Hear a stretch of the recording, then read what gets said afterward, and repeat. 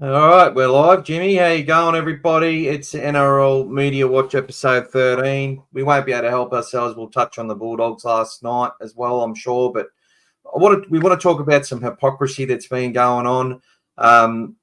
Latrell Mitchell, I feel bad for this guy a lot of the time. Look, there's some things that Latrell does which do create noise and attention for himself. He's definitely no angel on the field, and he has good form and bad form, and there's areas of his game that he could work on. But look, what we want to talk about is the hypocrisy with the media and the media-led exaggerations of him being the hero, and then him being the villain, and then him being the hero again and being the villain again. So it goes from one side to the other. We're also going to talk about the media's role in what I think is making refereeing do even just get worse and worse when it comes to the way they perceive contact on the field from minute to minute sometimes, not just game to game or week to week. The inconsistency, I think media has a role in that it needs to look at. And we're also going to look at fan behaviour after losses. And maybe some of us people who have a social media backing, whether it's small or large, or looking at the Facebook groups and Instagram pages and stuff, probably have a bit more responsibility in the way we go about things to ensure that we're not going to cause a player to have distress or a player's family to have distress, because we're seeing some results from that just from last night. There was Bulldogs players who deactivated Instagram accounts and stuff, apparently. So, but it's just a good message, I think, that we can be a bit more careful and responsible. But a bit of a mouthful there. Jimmy, how you going, mate? Yeah, brother, I'm good. Could be a bit better if we got the W last night, but no bin, no party. Back to the grind next week, mate. The boys take that one on the chin and just come back stronger next week, mate. That's how it goes. That's how it is. Yeah, it was. Look, 40% possession. I think we'd had 2 tackles in there, 20 in the first 65 minutes. One of our best all season, dropped a lot of balls. I'm sure he's going to be unhappy, but everyone knows he's a great guy and a great leader in our club already, in Josh Curran. Yep. Had a bad night, so what? That happens. And as we know, halves, who obviously there was some blame coming for Hutchison and the Birdo moving to centre. Look, they had no time. We couldn't run any shapes. There was nothing because the Roosters were in our face. They dominated the ruck. We couldn't generate any speed in the play of the ball. And when we wrestled back some ascendancy, we dropped the footy. And by the last 7 or 8 minutes, we were just sacked, having made 120 more tackles than the Roosters. So it was even more with 8 minutes to go. We'd made a lot more than that. So that's just my summary. Good effort by the boys. They never gave up, played out the 80 minutes, but just, outplayed and simple. It just wasn't to be. You look at the Roosters lineup that came out against us, even with Origin, mate. They've got even with who they were missing, no Suaalii, no Collins, no Crichton, and who else? Another bloke missing. No Suaalii, no Collins, no Crichton, and no Lenui. Okay, mate, take those blokes out of that side and look at the side they still rolled up against us with, mate. It is a bona fide, if not top 6 side, top 4 side. No, Watson. Thank you very much. No Connor Watson as well. They're a hard team to beat. We beat them earlier in the year. They nearly took our lunch money in the second half earlier in the year, but this was always a game where it was going to be a real tough one, bro. The Roosters, they come to play. They're a very good side. They're a well-drilled side.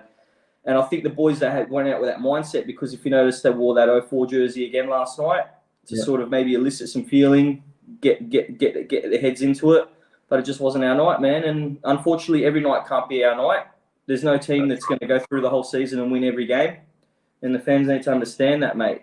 There's some must-wins and there's some games that we can sort of let go. But, you just got to keep going, mate. Keep going with it. What are you supposed to do? Get on social media and start harassing people? I don't think so, man. Well, that's it, mate. Like, and with the social media stuff, the groups have got to be careful. I did a post on my group today. Just be better, you know. I've been trying to chat to some other people who, you know, I want to see all these groups succeed and reach their goals and dreams. I want to see all the people who want to make something out of loving the Bulldogs make it. I have different, you know, reasons why I do what I do, but what I want to see is a bit more responsibility. The club last week against Parramatta, or the week before, I should say, they had a special, what do you call it? Like area, a private suite to watch the game, a private box for all those like major social media content creators for Canterbury. Yeah, that was at the Parramatta game, and that's, you know, the club actually paid for these people to come together and have a really good time and a great experience. And what a great win it was against the Eels. And then to see some of those groups and fans, and definitely not all of them, because some of them are horrified by the comments that have come through on Josh Curran and on Hutchison and on the coach. Like, some people just need to remember that if they say something in a certain way, or if we say something in a certain way, or ask questions about the coach or ask certain things, you know, we've really got to be careful how we articulate that and how constructive we are about that, because you can actually create a platform for fans to then go rank and start harassing people, and you're sort of validating their feelings. And as we know, a lot of the time, it couldn't be so much further from the truth, if that makes sense. Yeah. Well, you got to ask yourself, what sort of fan are you, mate? Like, it goes back to what I said last time we were on the show. The position that we are in on the ladder right now, if you told us in the preseason that we would be 6th, we'd be in the 8, properly vying for a position in the 8, you would be saying, lock it up. That's the season for us. That's an A+ season. Thank you, Seraldo. Thank you, playing group, for delivering this to us and getting us out of the dungeon. Right. Yeah. Now that we've seen just a little bit of success, people want more. Right. So now people have got the attitude that we're going to go out, we're going to win every game. Hey, bro, I've got the same attitude. I want to see the boys win every week. Right. Every week I'm saying, mate, we're going to win this week. We're going to win this week. But you can't be too shocked if they come up with a loss, man, because this is rugby league.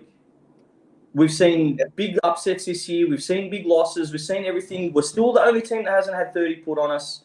We're still 6th. Hopefully the Tigers can keep us there this week, right? But it's still a successful season. And for people to do what after one loss? Go on social media and start berating people. You were hitting the Drumbaki last week, in P4, and Brandy couldn't get out for an hour because he's having the biggest party. But this week he's going to shit on everybody. Come on, man. Come on. 100%. 100%. And that's just not us Bulldogs fans. That's fans across. And it's probably lead us into talking about Latrell. It's the hero villain mentality. It's, you know, there's no look. We understand there's got to be a bit of spice there and everything, but the way that they're able to isolate one individual as their selling point, we see it. We talked about this numerous times. Matt Nable, the Australian actor, talking about Super Saturday, and it's South Sydney are playing a team. There's 3 games on, 3 blockbusters, and their whole promotion is about Latrell Mitchell. Yeah. Latrell's the fittest he's ever been. Latrell with the kids and giving his time, which he does all the time. You know, at Redfern, he's always with the kids. I said Canterbury are probably one of the most accessible clubs when it comes to their players in the community. Well, South Sydney are pretty high up there as well. They get a lot of fans for their training sessions at Redfern. And as much as I have a dislike for South Sydney. I feel that, it's unfair the way that they put all the hype on one player. And what are we looking at recently? So it was only 4 weeks ago, Latrell and Cody were the reason, and they were saying it 8 weeks ago, were the reason that South Sydney are coming last. They're the reason that what's his name left the club. And I think even Adam Reynolds came out and defended him and said, if anyone who thinks that Latrell and Cody are the problem with South Sydney, they have no idea what's going on behind those walls. It's all bullshit. That's Adam Reynolds, who wanted to stay at Souths and actually felt a little bit pissed off that they didn't give him a 2-year deal. Coming out and defending his former teammates.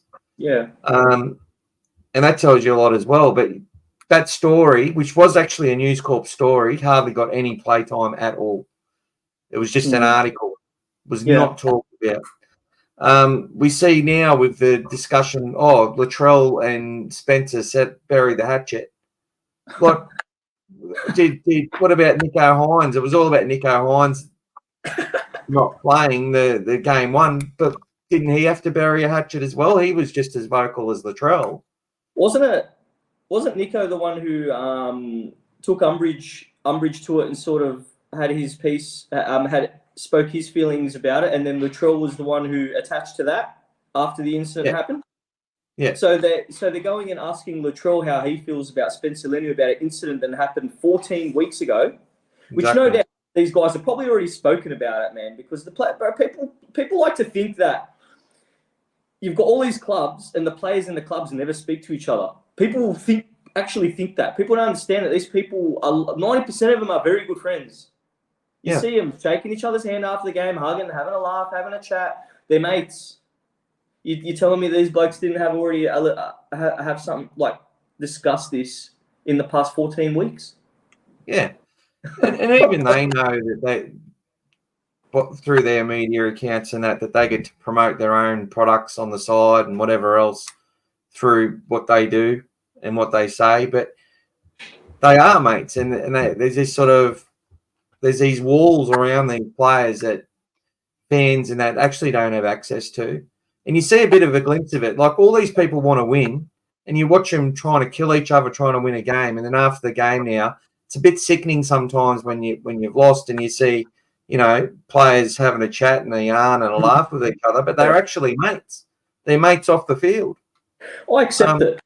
I accept it now, 100%. I accept it because if you think about how much player movement has gone through the NRL over how long we've been watching the game, you've got blokes that have jumped from a few clubs here and there, and they come up against maybe 2 clubs they've played for in that season, and it's like a catch up. They see each other. Like, people don't understand, man. Just because they're going out there and bashing each other for 80 minutes, for that 80 minutes they put all that feeling aside, the friendship, and they go out there and they try and put a shot on. But once the buzzer's rung, their hands get shaken and they talk, they catch up. Hey, mate, how you going? Yeah, it was a good game. Things like that, do people expect these guys to hate each other? I don't understand, because that's never going to happen. Well, look, I sort of get it. You watch a player like Renato Mulatalo, and he's getting into Jake Averillo every game, and then he made Blake Wilson a target earlier this year, and you want to hate him. And then after the game, they're all, they're having a cuddle, and there's, they play for New Zealand, so New Zealand teammates are giving him a hug and having a laugh and a chat. And you're like, it's mate versus mate every game, not just state of origin now. You know what I mean? It is. Perfect examples, Geordie Rapana. He's put us to the sword a few times this year. Like, he's a bloke that... And he plays dirty trying to win, I'll tell you something, man, about the Raiders. They'd be a lot worse off if they didn't have Jordan Rapana on their team. He goes out there and puts everything on the line. And then, coming from a Bulldogs perspective, you say to yourself, oh, God, I hate Jordan Rapana. But then go and listen to him into some interviews and things like that. He is one of the most humblest, down-to-earth blokes, knows his limitations, knows he's getting old, and the way he talks and the way he carries himself, you can't hate this bloke, man. You've got to separate what you're seeing on the field to how a bloke really is. you know. And there's a few players that I really absolutely have the utmost respect for, like Luke Keary. I love Luke Keary, man, just for the simple fact that that guy's been through the wars. He's a little bloke, and he plays like he's 10 feet tall. I love Luke Keary as a player, and he's probably even better he's probably one of the biggest gentlemen you ever met. You know what I mean? But when he plays against us for that 80 minutes, I'm not rooting him on. But after the 80 minutes, the game's over. I'm not going to sit there and harbour any hate towards the bloke because that's, mate, it's not going to help you mentally after a loss because you know what I mean. You got to learn to separate and cut off. You know.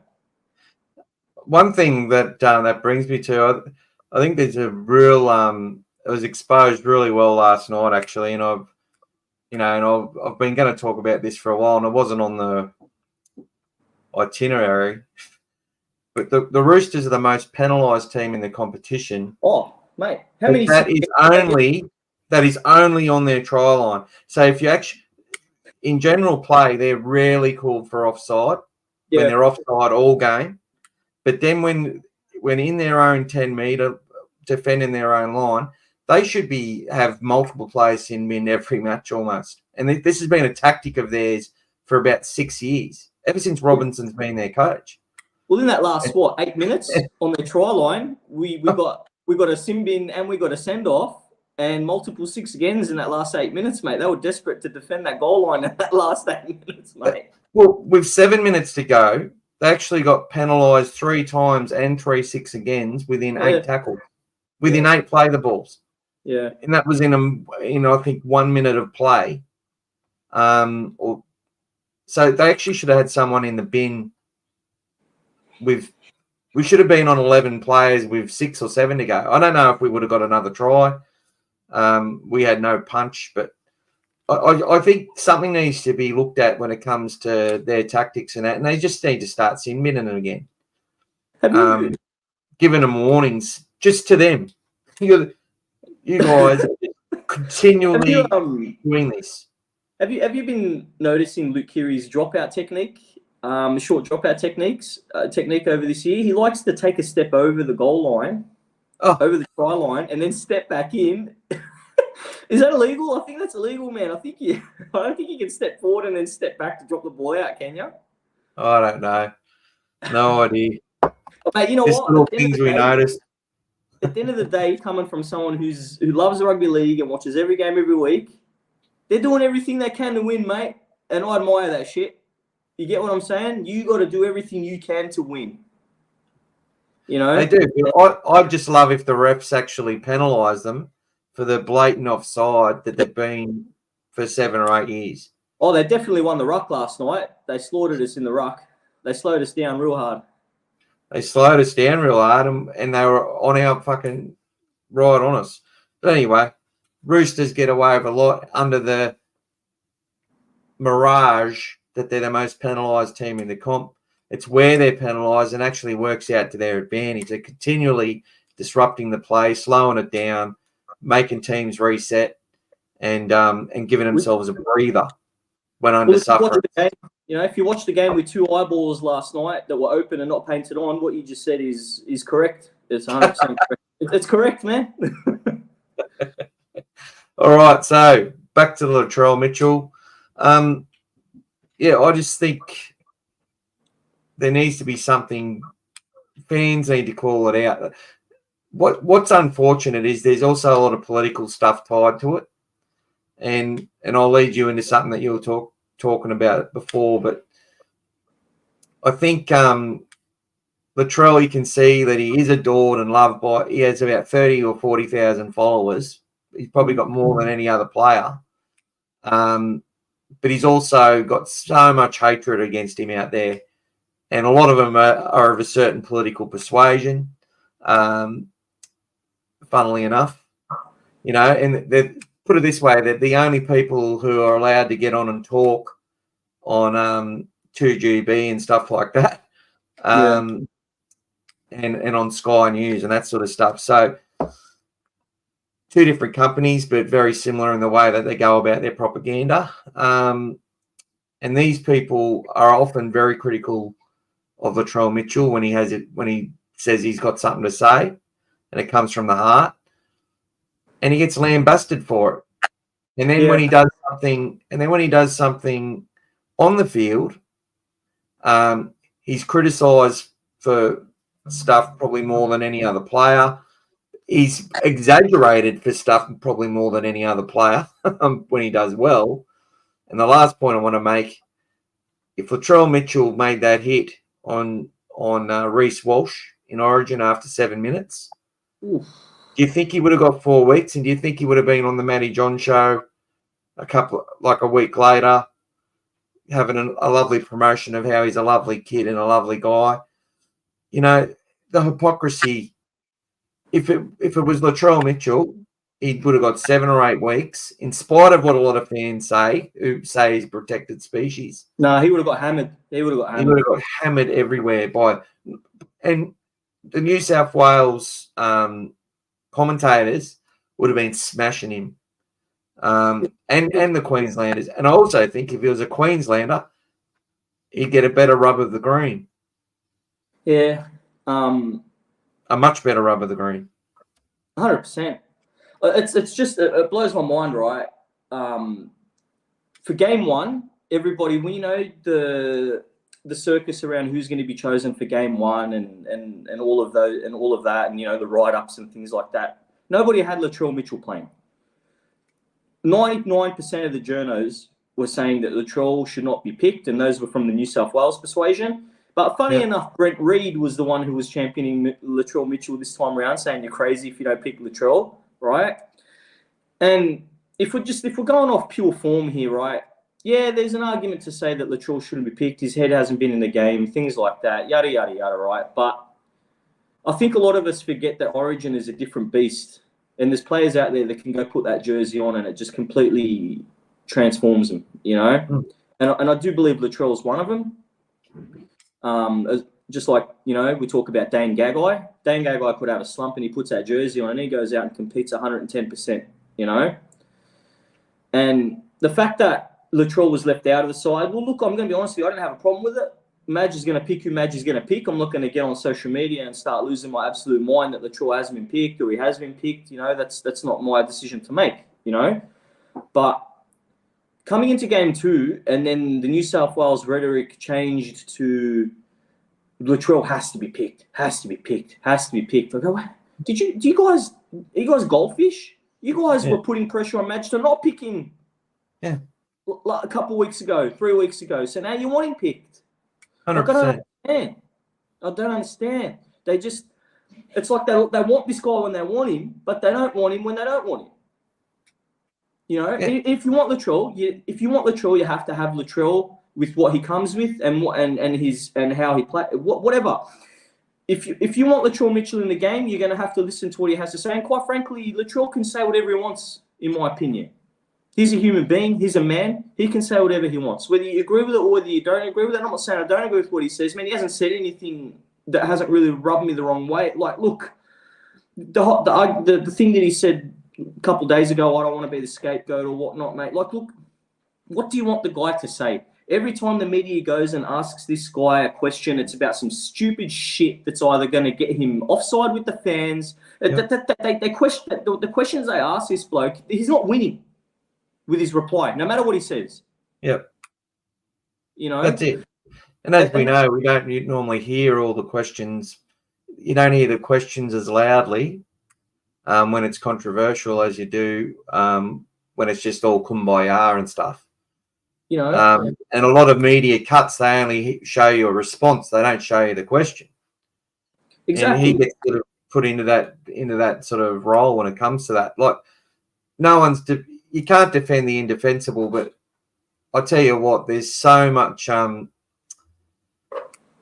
know, like when he smashed Joey Manu's face, that was his mate. He didn't mean it. Yeah.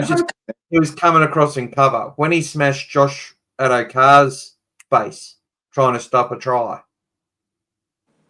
that wasn't intent. He didn't even get penalised for that.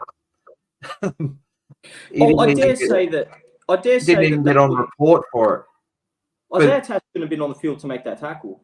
So exactly.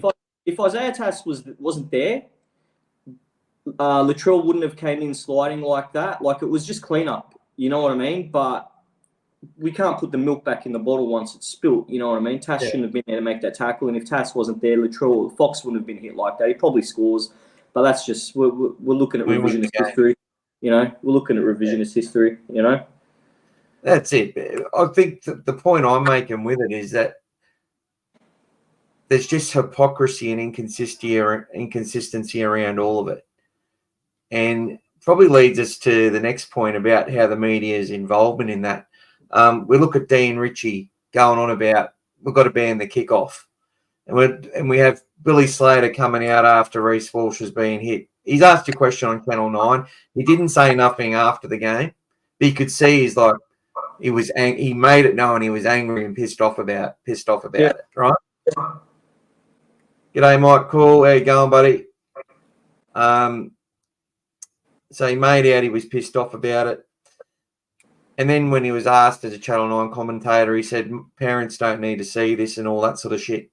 And then the media's come back at him, the New South Wales media, to basically say, well, you kicked David Clemmer in the face. What you did to Brent Stewart in a grand final, various other things. Look, it was a bad hit on Reece Walsh. I got no doubt about that. I remember Isaiah Soliola from the Raiders when he actually just caught Slater, who literally fell about that far, just caught him on the face, and everyone was saying that they had to send Soliola off, and they did, and he got off like 8 or 9 weeks for that. Yet somehow there's defence in the media of Soilii that he shouldn't have been sent off. It was a send-off every day of the week, whether we like it or not. We can't cry over spilt milk. If they haven't changed, they say the rules are different in Origin, but are they?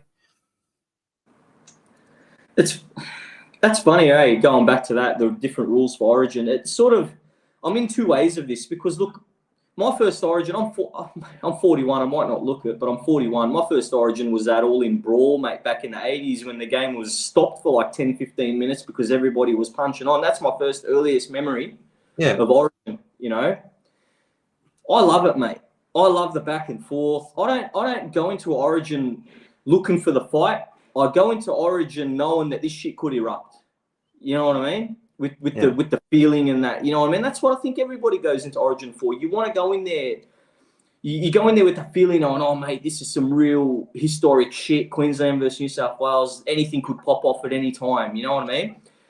And that's how I view Origin because that's, mate, that was my earliest memory of Origin. You know? Look at that Liam Martin hit on Hopgood. Hopgood still is injured from it. He's back. What a tackle! What a tackle! Jarrell Skelton last night on Porga or whatever his name is. That was an Origin tackle. Maybe that's the stuff we want to see in Origin. He knocked about 5 years off the poor bloke's life, bro. that was shocking. That was, you know, that hit when I saw that.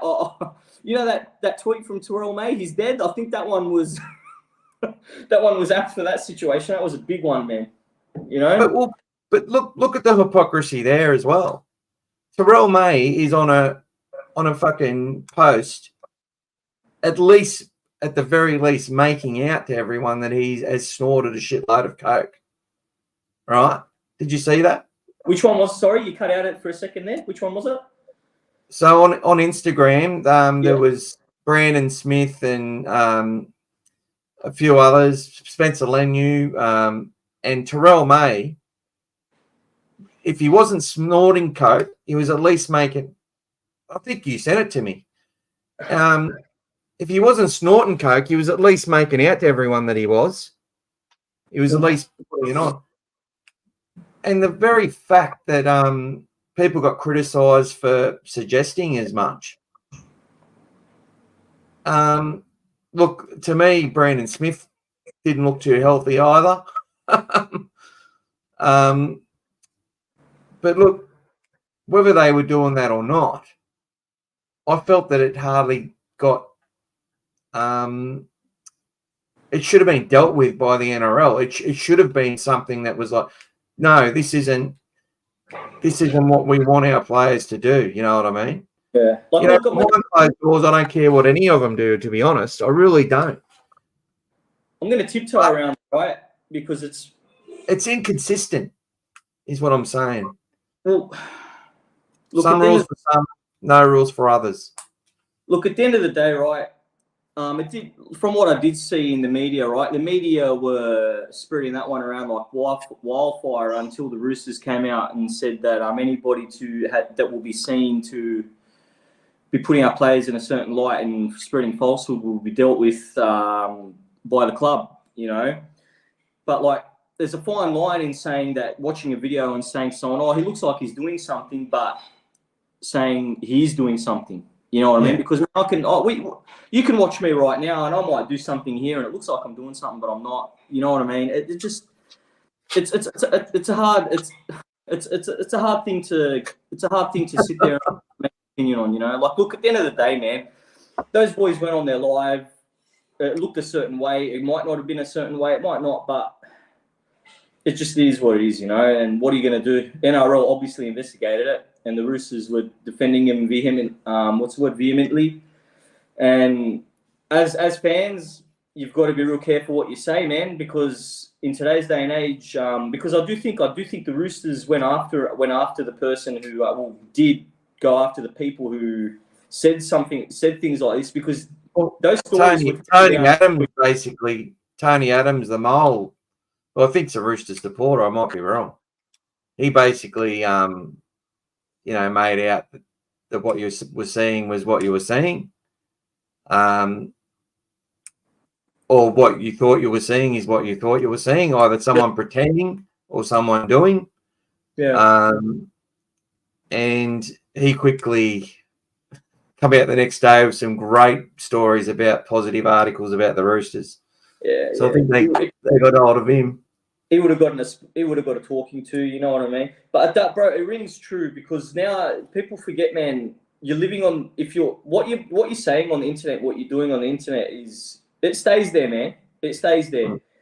And having an opinion is different from stating fact, you know. And if you're stating fact, you might want to have your receipts, because it might come back to bite you one day. And if you're going to go out on a platform, or if you've got a following, or if you're just going to say something and it isn't fact, and it does land someone in hot water, mate, you can expect people to be asking you some questions. You know what I mean? So you've got to be real careful what you say, man. You know? Yeah, it's not actually that great a thing, you know. Like, I've said some stuff about the certain media in Fox, in how they can cultivate headlines. And it was funny on the Kennel podcast listening to Darcy. That was a good interview, and I made reference to him today that he could learn a lot from Darcy, just on what she said about how the stories all build from each other, and you can just flowchart it, right? Yeah, I remember that. Yeah. Yeah, you know, you start with, and this is what I've been talking about that for the last 2 years.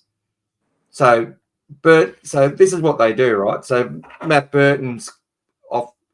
He's basically was signed until the end of 2024.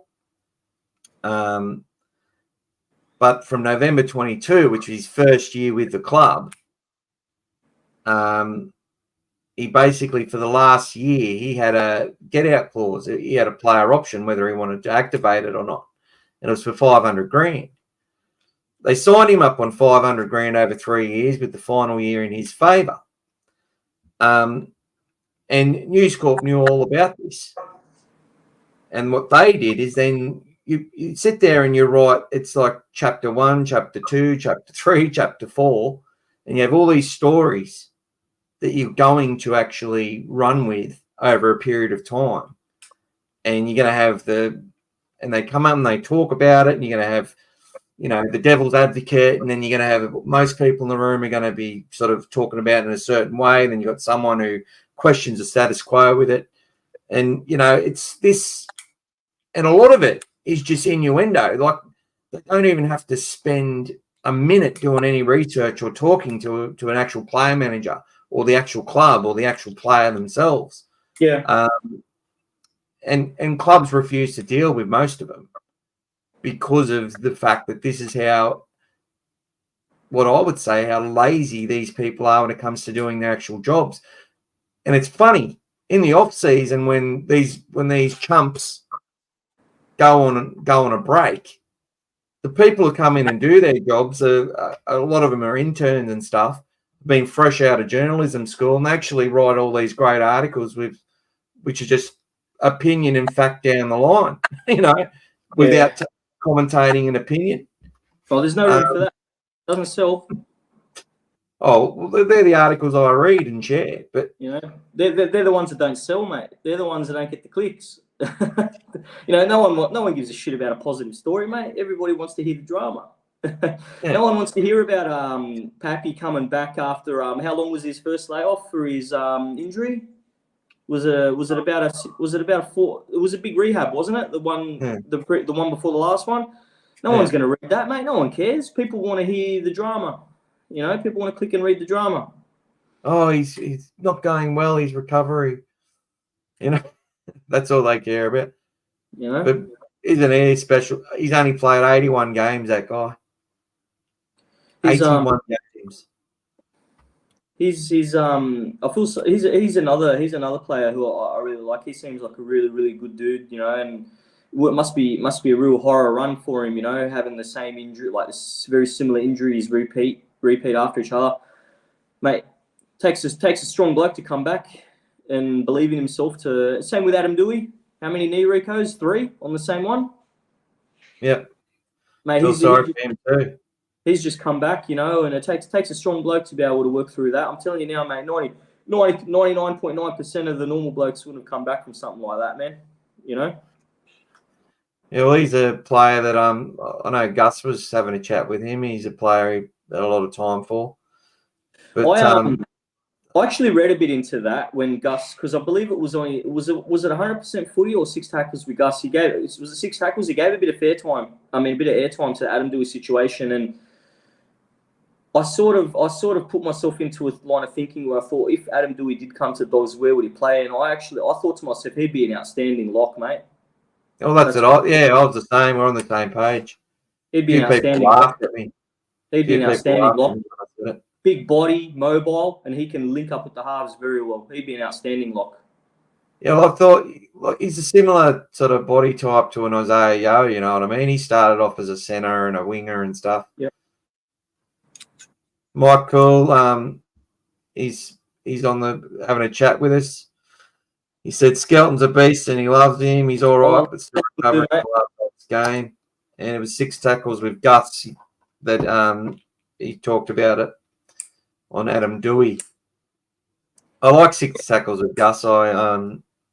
Look, Matt Thompson, Gus probably hate me saying this if he ever cared what I had to say.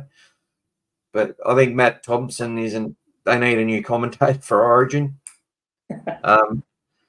I used to watch Matt on Fox Sports News where he started years ago, and I just was like, wasn't a fan then. Look, I just think his commentary, it's hard to come in after Rabs Warren. It's sort of like after Wayne Bennett leaves. You come in after the legend, mate. Rabs Warren, mate. When you think of Origin, you think of Rabs Warren's voice, mate. Like you can't separate the two. We need another drama queen in there, though, don't we? You know who's my favourite commentator right now? Like who I believe who puts passion and life into the game. I love Dan Ganane, mate. For me, yeah, I was about to say that. Dan Ganane's the best. In my opinion right now, Dan Ganane is the best commentator, mate. When he's commentating, it is a blast. He's good on the radio too. Sometimes I find he can get a bit exaggerated. Sort of like Vossi in a way.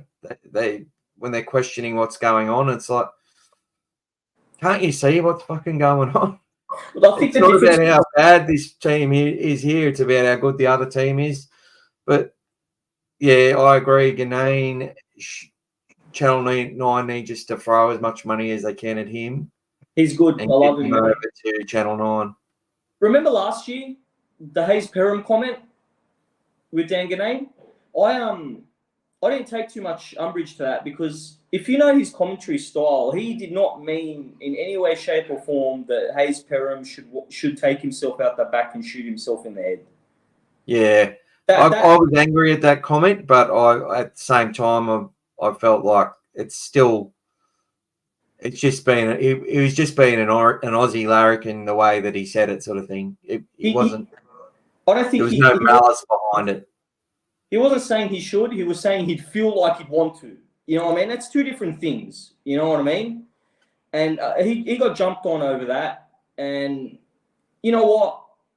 Different people have different feelings about it. The club might have had different feelings about it. That's their prerogative. It's, you know, I have my own little feeling about it.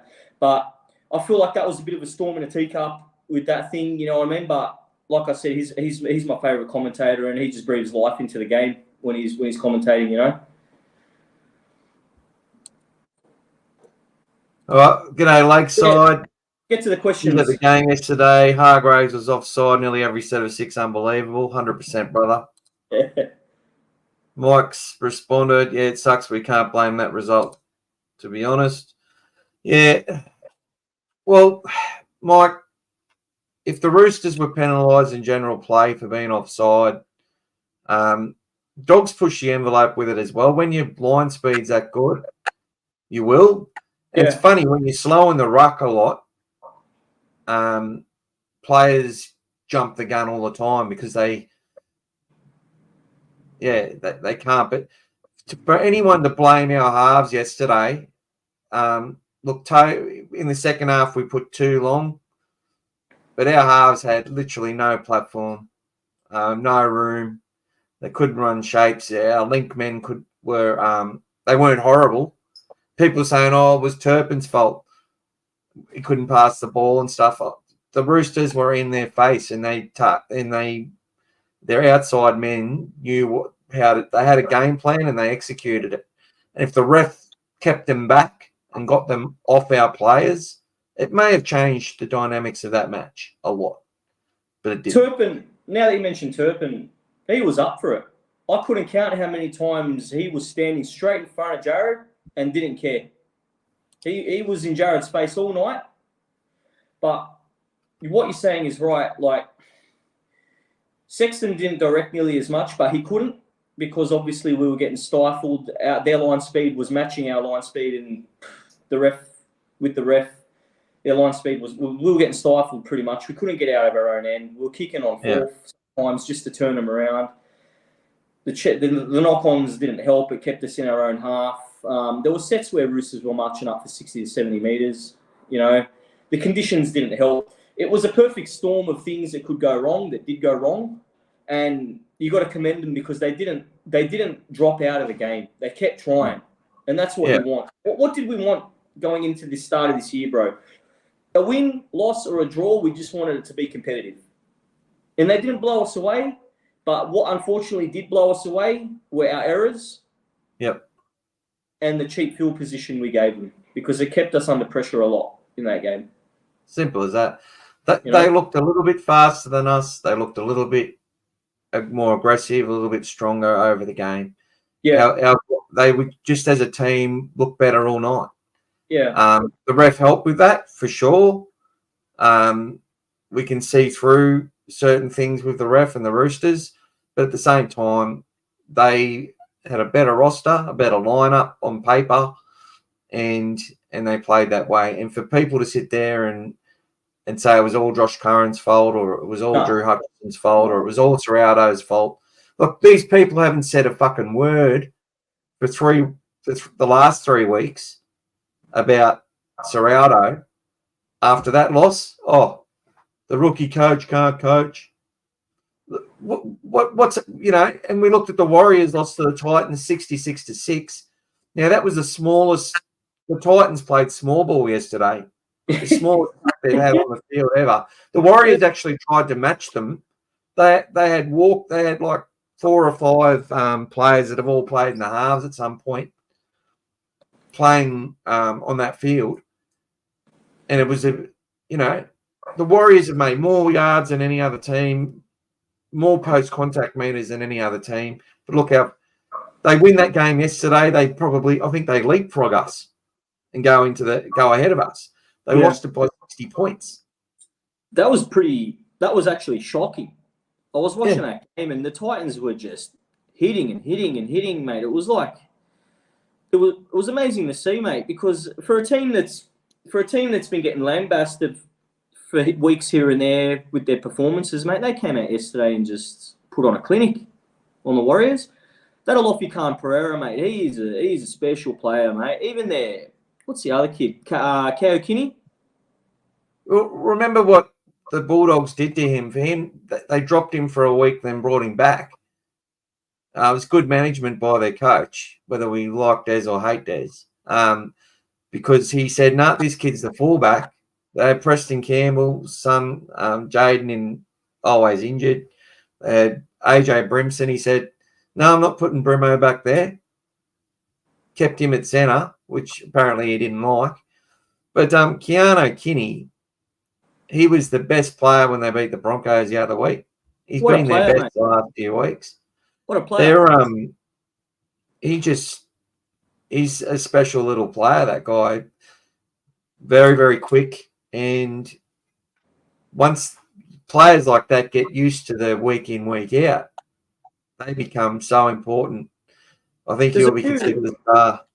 There's a few players right now setting the world on fire, and these guys, mate, you got Trey Fuller, who will start at fullback at any club he chooses. That bloke is absolutely amazing. What a duel the other night between him and that Suafa-Longo, mate. Those two players set the world on fire in that game, Dolphins and Melbourne. They are two special players, mate. The game is, the way it's developing is being falling back into the favour of the little man, which is good, and that's what they wanted. You know, and then you've got Keanu Kinney, like these little players are coming through and they're showing, mate, that the little man has a spot in this game and he can really, really come in with a bang, you know, and that's what's happening right now. Well, that's also leading us to, which still bit, you know, and people are already putting up that Carraz needs to be fullback. So they've already written off Blake Taff, a little man with speed, suited to the way the game's being played. Obviously, we want to see Skelton stay in the side. I felt that Wilson had a really great game against Para. Was there something wrong with him last night? Was he injured? He didn't seem to be 100% last night. Yeah, he wasn't 100% the game before against Para. So the game against Newcastle,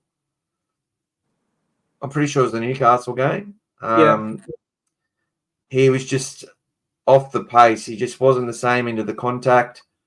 Para game a lot better, but then I think hurt his shoulder towards the end. Yeah. And then he was holding his arm yesterday when he dropped the ball. When Warrior Hargraves, offside, runs in, bashes him in that arm, drops the ball. They score a try. Wilson, I think, he's not 100%. He got called off for HIA, didn't he? And because I saw it, he got called off for HIA after the Jared hit, didn't he? And he didn't go off. No, because he didn't have a. I think they were trying to get a free interchange on him because he has an injury, and which is all the clubs do it. And he's like, "No, I'm fucking right. I don't have a head injury. Yeah, wasn't hitting the head, which he wasn't. Yeah. One of the few times Jared didn't hit someone in the head last night. He walks a fine line, Jared, a bit, and if you watch him, look. I'll be up front. Jared's an absolute throwback, and I love it. You know what I mean? Jared, mate, I love it. I wish he was in our team. Jared brings something to a side that will be severely missed when he leaves the Roosters next year. I love Jared as a player, as a man. I know him, like, all accounts as a man. He's a very good bloke. I love the way he plays the game. But you've got to find a way to contain that bloke. Otherwise, he'll contain you. You know? Yeah. And if you can't contain him, he'll run riot on you and he'll get away with things. But I don't bemoan it because at the end of the day, if he was playing for us, I'd be looking for the same outcome. You know what I mean? Yeah. The thing thing with these players, like I knew that the Roosters were going to be a much tougher beast. And Terrell May, to me, was their man of the match yesterday. Good player. Very good player. Well, he's like it's like he's turned into Payne Huss with a more consistent offload. Yeah. In a very short period of time, as far as his first grade career goes. I wanted us to get him big time because of what he did when Jared couldn't play at the end of the Roosters last year. That's what I mean. Drew Hutchison was one of the main reasons that team got on a roll in the first place. And then, he won him 2 games off the single-handedly last year when they were down on groups. I remember it. That's right. And then we have a situation where Terrell May, who's basically had been playing limited minutes on a few occasions, was coming on and playing 45, 50 minutes every game and making meters, making these tackles and doing a fucking fantastic job without Jared. And last night, him and Jared were there. Victor Radley moved out to an edge, smashing kick out. Who, they had that game penciled in for a long time after what we did to them in that first half. Yeah. The last one. Now, I knew it was coming, and there's such a rivalry between the sides. And to our guys' credit, we did not give up and tried hard. And had we not made so many errors and dumb decisions, or not, there wasn't too many dumb decisions, but poor errors. I think we would have put a lot of pressure on those Roosters, but instead we just went on. Lakeside in the chats made a comment. G'day, Dave. We had some key out. But the thing is, when it comes to a side, a well-drilled side, it doesn't, look at Penrith, for example. They got key outs and they somehow find a way to get it done as well, But we're still we're still growing into a team that could look like Penrith in the future, Having missing Fox, missing Critter, missing Man, missing Preston, it hurts, you know what I mean? But having said that, the Roosters were missing players as well. So to be a successful team in this comp, you have to be able to play without some key players. You can't. We can't look back and say, "Oh, but we needed these guys." Man, it doesn't matter, man. Blokes, there needs to be that next man up mentality, and if Critter's not there to lead, there needs to be someone else who can fill that void and get vocal on the field and lead. This is what this successful team does. I feel we've done that pretty well, to be honest. No one was talking about Bailey Hayward playing lock at the start of the season. No one was talking about Lipboy Hotboy debuting for Canterbury this year, or Jack Todd, who would have already made his debut. Yes.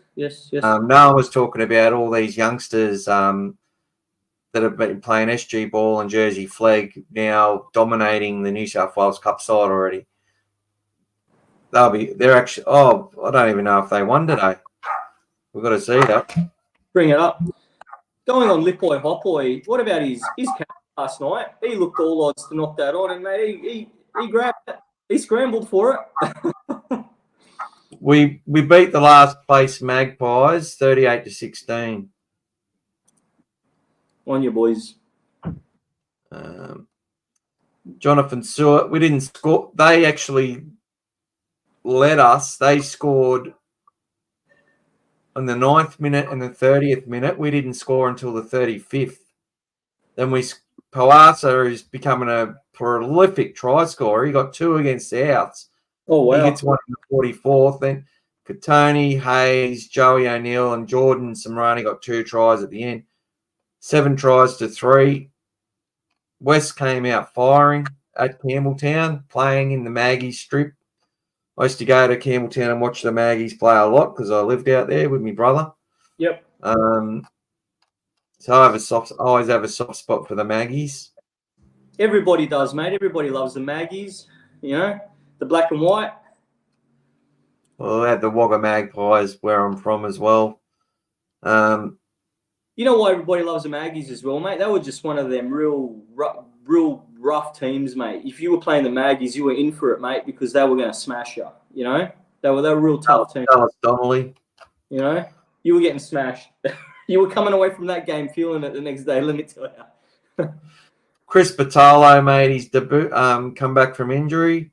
He played off the bench. A couple of young Ruben Moyle in there. He's a good young player. And I'll tell you another one. I don't know much about Callum Donaldson. Lockie Vale is an absolute gun. If you've been watching Max Plath for the Dolphins. Max Plath. Lachlan Vale's like basically a similar shape, or appears to be a similar shape. Plays a similar way, all effort, good ball skills, runs hard, tackles harder. And Alec, we'll just call him Alec Jones. He's got talking about big men with long hair, big mops. He looks to be a bit of a goer as well, and he could be something. So, plus we've still got the phone booth playing in Ron Massey. So he's Gus's special project, isn't he? I believe this is a Gus project with the big booth. He's taking him in and he's giving him all the time he needs. I think he really feels this guy could be a big forward of the future, you know, and really putting support around him to help him get there, you know. He's massive. He's bigger than Nelson, isn't he? Sorry, I've started reading the comments. Oh, yeah, no, read the comments. That's his program. No, what was the last bit you said? Sorry, mate. I remember, wasn't Gus the one? Gus, this is Gus's little project, isn't it? The big phone booth. And he reckoned, man, this guy's massive, and he's really putting some resources into getting this guy where he needs to be. Because you look at this bloke, he's Game of Thrones, mate. He's Mountain Game of Thrones, mate. This bloke, he's huge. He's as big as Nelson. Hurry up. But still got a bit of puppy fat on him. But he had one of those. He broke his ankle, similar to wasn't his Jarrell Yao, but it didn't compound, but it was the same type of snap.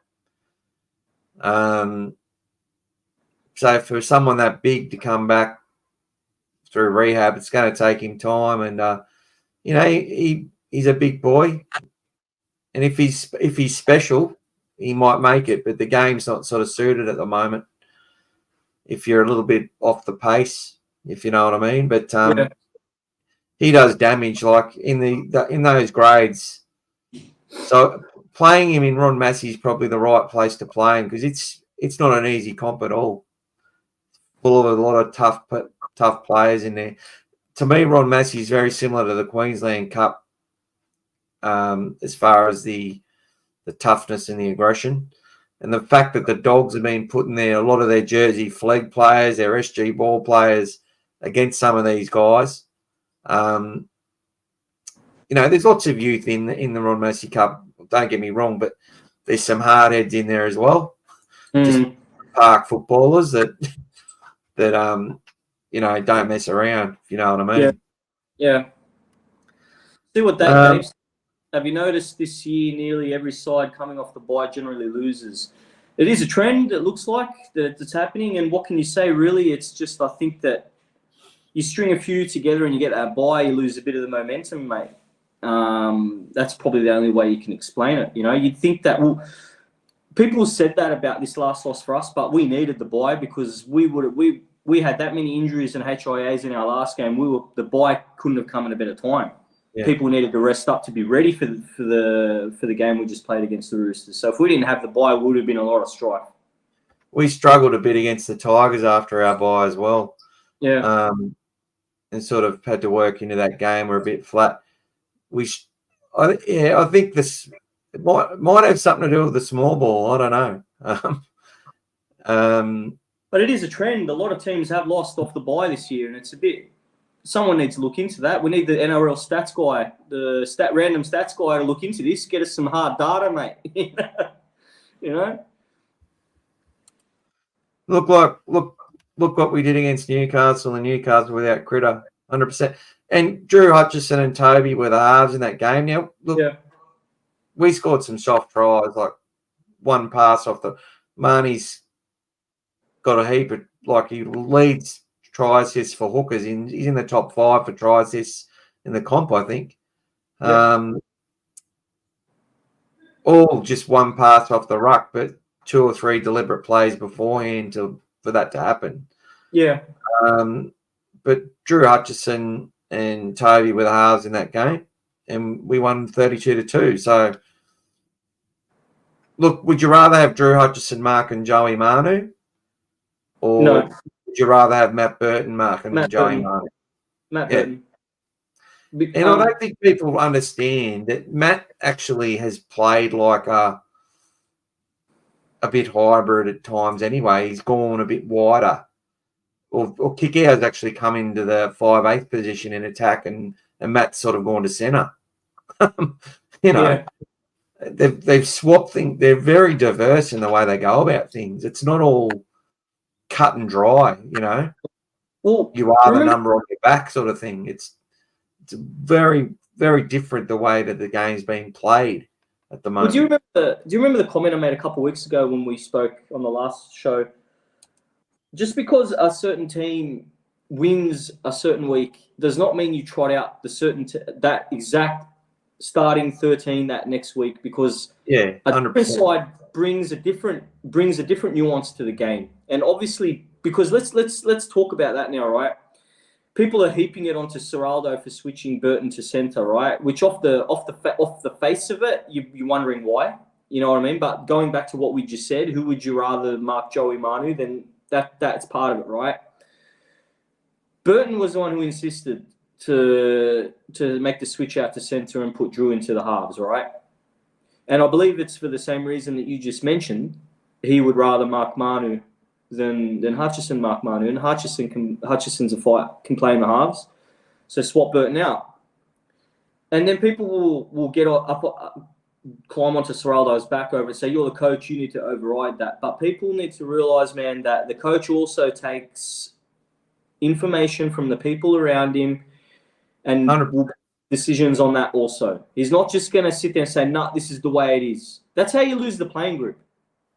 Yeah, and he's not going to get every decision right either. And this is what I was saying. When people are sitting there saying, oh, a coach should demand a player comes off when they're injured and they don't want to come off, or this, that, and the other. It's not how it works. Some of these rugby league players' egos are big, and to manage them, it's sometimes you got to let them make decisions for themselves or decisions that they believe are best for the team, because that's how, as a team, you learn lessons from mistakes of others as well. Like you're going to teach that player more by backing him in their decision if they then get it wrong. So let's say Burton didn't go to centre last night and stayed at 5'8", and Hutchison was a centre. Let's just say Manu absolutely torches Hutchison all night. What's going to be the narrative today? People are going to say, why didn't we put Hutchison in the halves, and why didn't we put Burton out to the centres?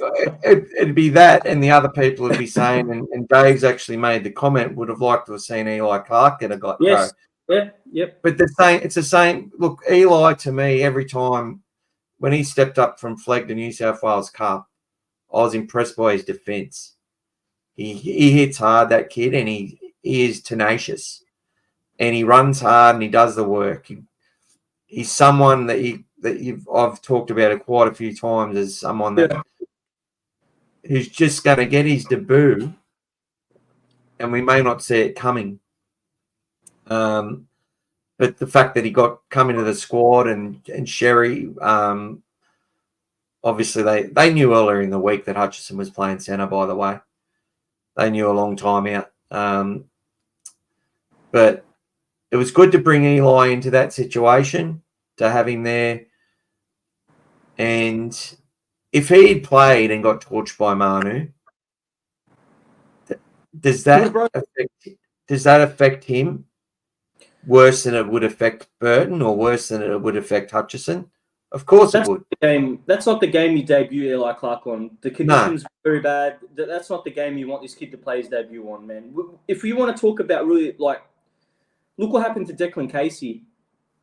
100%. It took him a long time, man. I've met Declan Casey. He's an absolute champion of a bloke. Has time for anybody in the world. I love that kid, man. He played today for the Maggies against the Bulldogs. Love that kid a lot. But what happened, man, his first game out, man, he got absolutely crumpled, knocked out, and then his next game, remember his debut, was it debut for the Tigers? Same thing happened to him.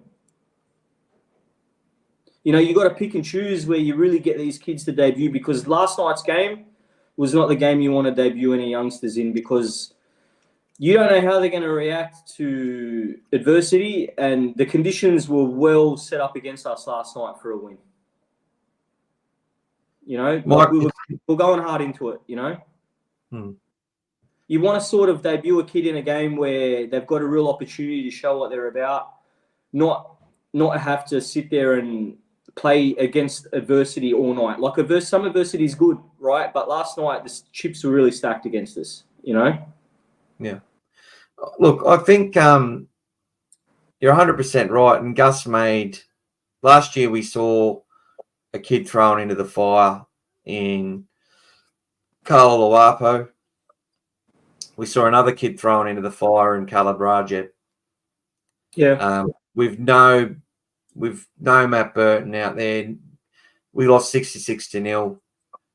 He was playing Ron Massey for us this year, signed with Newtown. Bleeds Bulldogs, right? Gus has basically drawn a line in the sand and said, we're not doing that anymore. Yeah. When Kalalawapu was signed, there was a lot of talk, and Buzz basically come out and said that Khalid Rajab was really angry at the club for signing Kalalawapu. So you can put two and two together if you want. But he was definitely thrown into the furnace and was hooked after 20 minutes. And I felt so sorry for him. And I felt so sorry for the team. But it backs up your point that bringing Eli Clark when we're already down troops, you know, when things aren't at 100%, it's going to be a tough night. You just don't want to dent that kid's confidence. You want him to debut when Critter's out there. You know what I mean? You want him to have earned his place that way as well. And look at Lipoi Hopoi. So we're talking about Bailey Hayward, Lipoi Hopoi. These guys have all made their debuts, but look at the team that they've had around them. They've had a pretty well-structured, dependable, confident side that they've come into.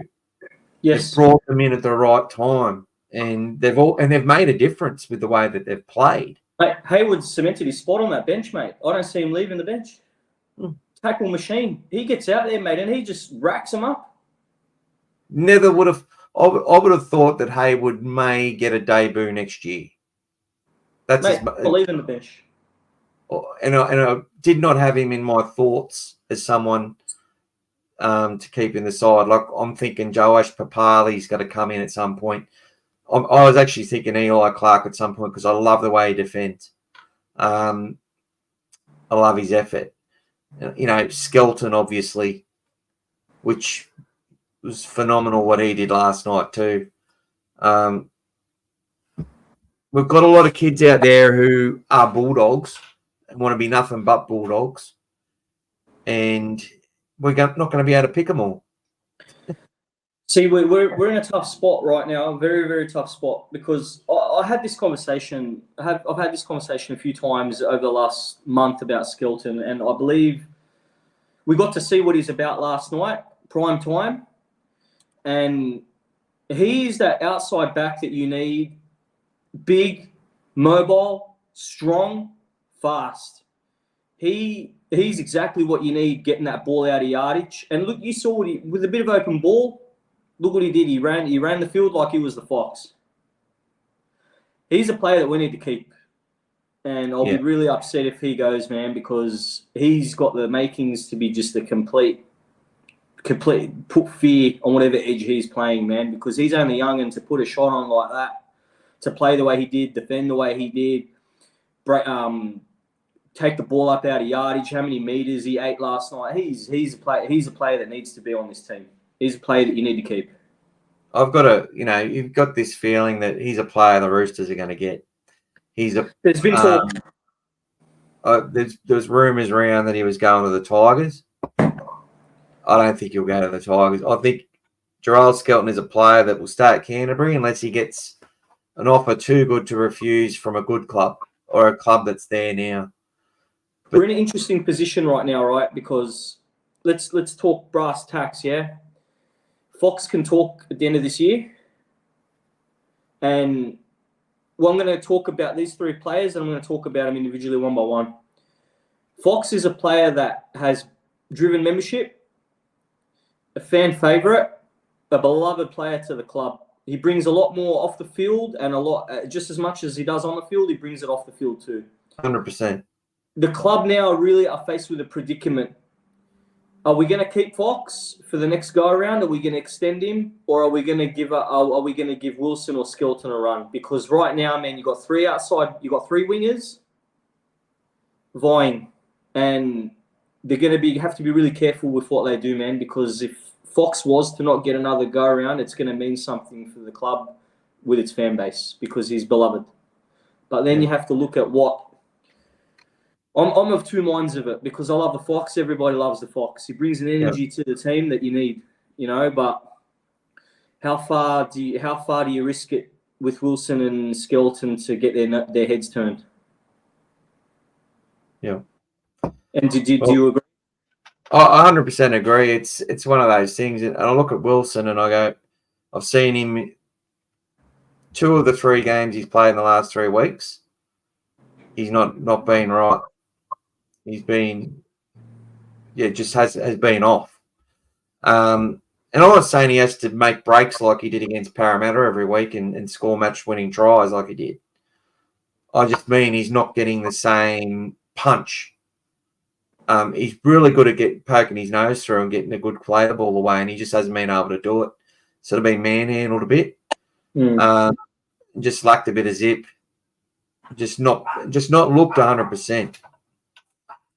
You've got to be carrying something because even after the JWH tackle last night, and there was a few runs he made where he looked like he was sacked. And that was even before we were defending a lot. You know, I felt like watching him. There was something wrong with him. You know, he was injured. And but we have a problem. We really do have a problem because we've got so many good outside backs and we can't keep them all. And it's going to be interesting to see who we do keep, who does end up staying. You know, they've got Jordan Samrani coming through. And look at some of these. They had Gabrielle, who's gone to the Sharks. G'day,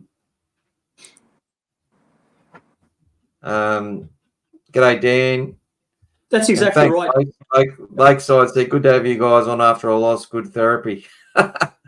That's why we're here. We're having our own therapy. You know, Dan, like just going back to the Skelton thing, I feel strongly about this because if you look at our outside backs at the moment with Tracy and Wilson when he's playing and Tracy, I love Tracy. He's a brick house, mate.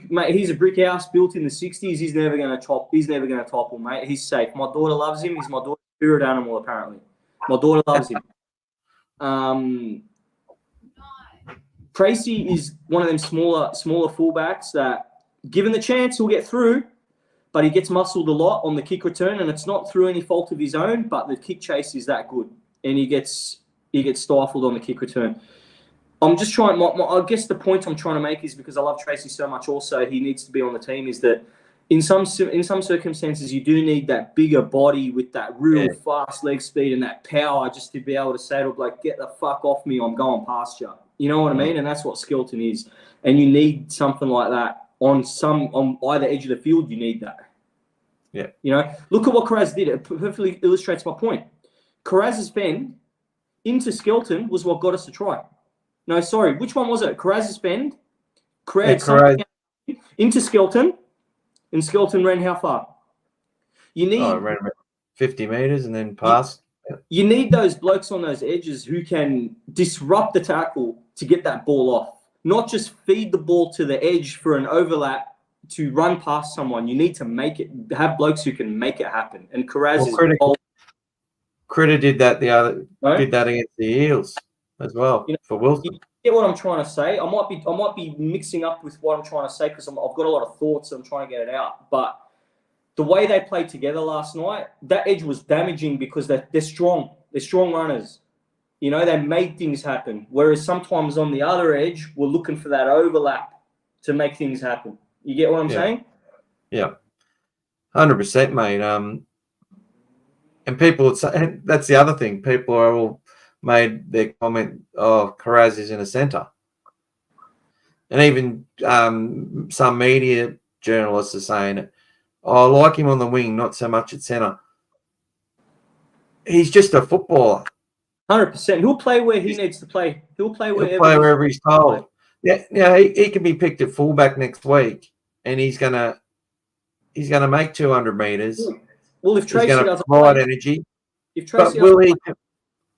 Sorry, bro, but will he be able to direct our defensive line as well as a Blake Taff? If Tracy doesn't play, you're either going to see you will most likely see either Taff there or Carraz there, one of the two. I think Taff comes in, even though they've been trialing him at half.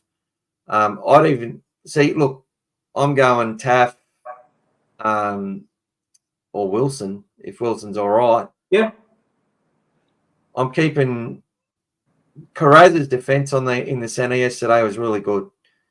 He made some really good reads yesterday. He's in the line. He's in the line in that area. He's in the line. How do you separate it? You know, he could be our best player at the club. He literally could be our best player at the club, depending on how you feel, in what you're looking for in the game. He literally could be our best player at the club. I was asked this week who were the most 5 important signings in the Bulldogs for the last 45 years. It's a very hard thing to go through. One of the players I said was the Fox, because the Fox opened the door for others, and there was a good comparison was made with Roy Asistasi going to South Sydney. You're looking at 2 clubs entrenched in history that were on the floor trying to build, and him coming to the club and Matt Burton pretty much together. Yeah. So important to opening the door to others to come along. Yeah.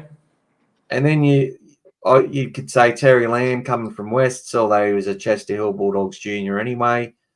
Andrew Ryan coming from Parramatta. You could look at even at Frank Pritchard when he came, was hugely important. There's a whole bunch of important signings that have come to this club. But Jacob Carraz coming back to our club, we've talked about it a lot, but that Broncos game where Averill had to pull out, there was about 5 people pulled out due to COVID. And in that 40 minutes before he started cramping up, we just saw a dimension to our play. Yeah. And saw what he could do.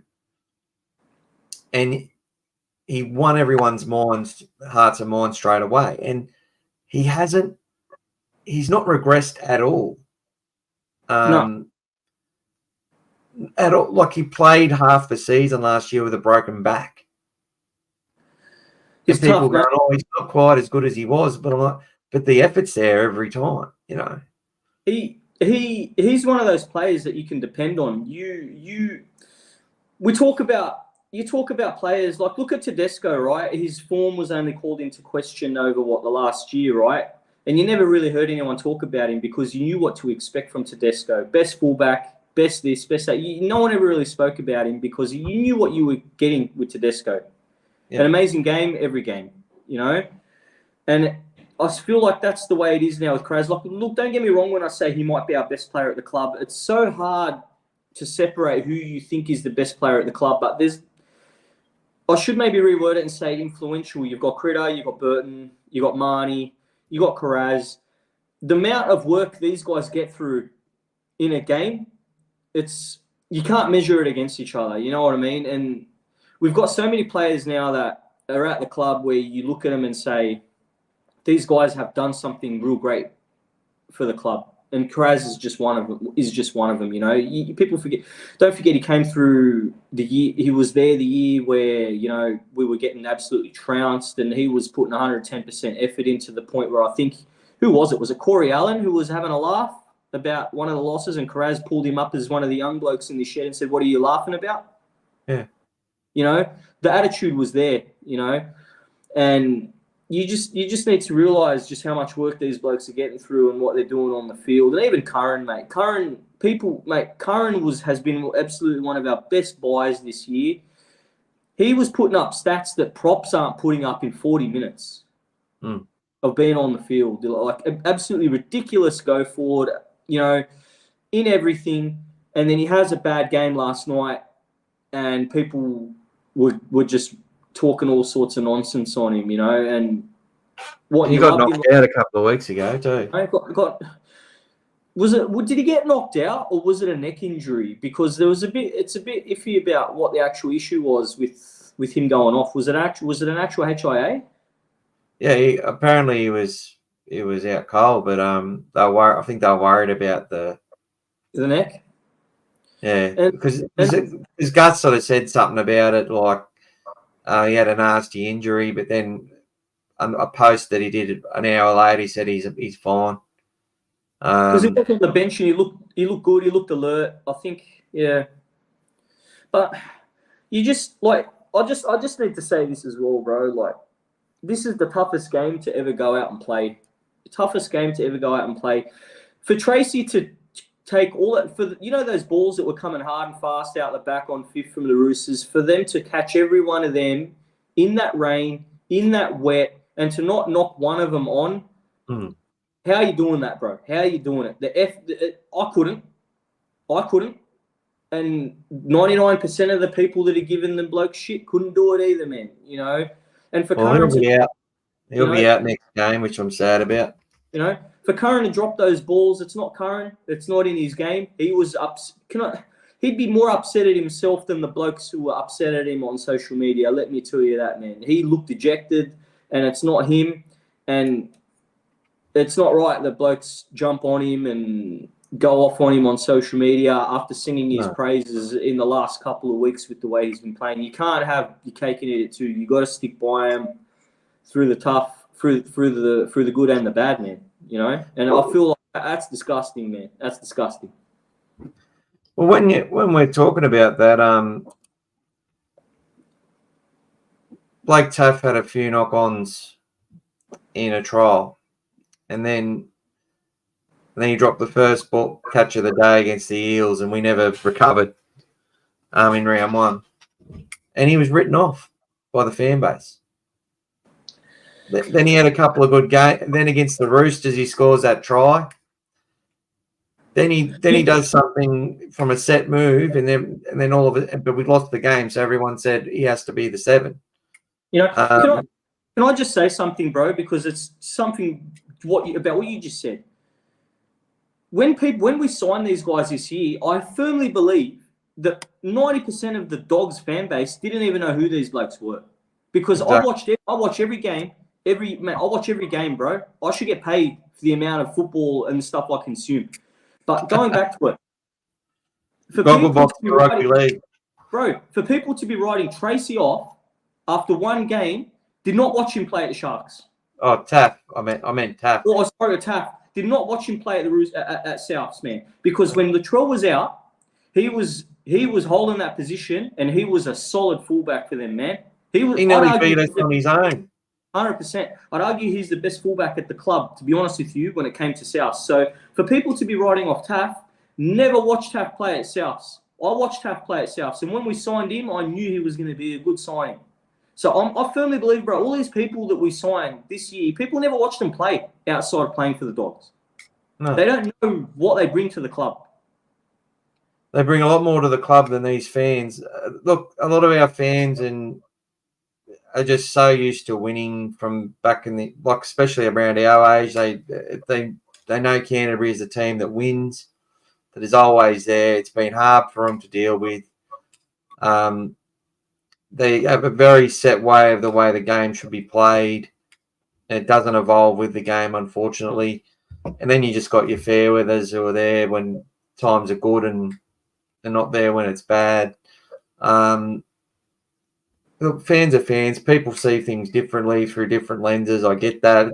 Some of the people are just putting across what they believe to be constructive opinions. They don't feel that they're being too harsh in saying that they don't think Hutchison at 5'8" was the best option last night. And I get that as well. But what they need to do is when people make detailed arguments or considerations, and the people taking time to do that, I commend them for that, because they're actually sometimes trying to show that, like, well, let's not focus on the fact that these two positions were changed and we couldn't score many points last night. Let's look at why we couldn't score the points with the way the game was played and look a bit deeper into it. And we just don't see enough of that, mate. We just don't see enough of it. And even the rugby league commentators don't do enough about that, because I'm telling you, rugby league commentators get told and conditioned to ensure that they stick to subjects that create division and create discussion to sell the ads, to sell the advertising, which is on those programs and on the social media. So, for example, you'll always hear the commentators talk about the halfback or the fullback, or they'll find the most important player in what they believe in a team and just focus on that player, win or loss every game, every week. And it sort of sets a pathway for fans to look at things through a similar lens. And it's not the lens that any of the players are looking at. It's not the lens that the coaches are looking through.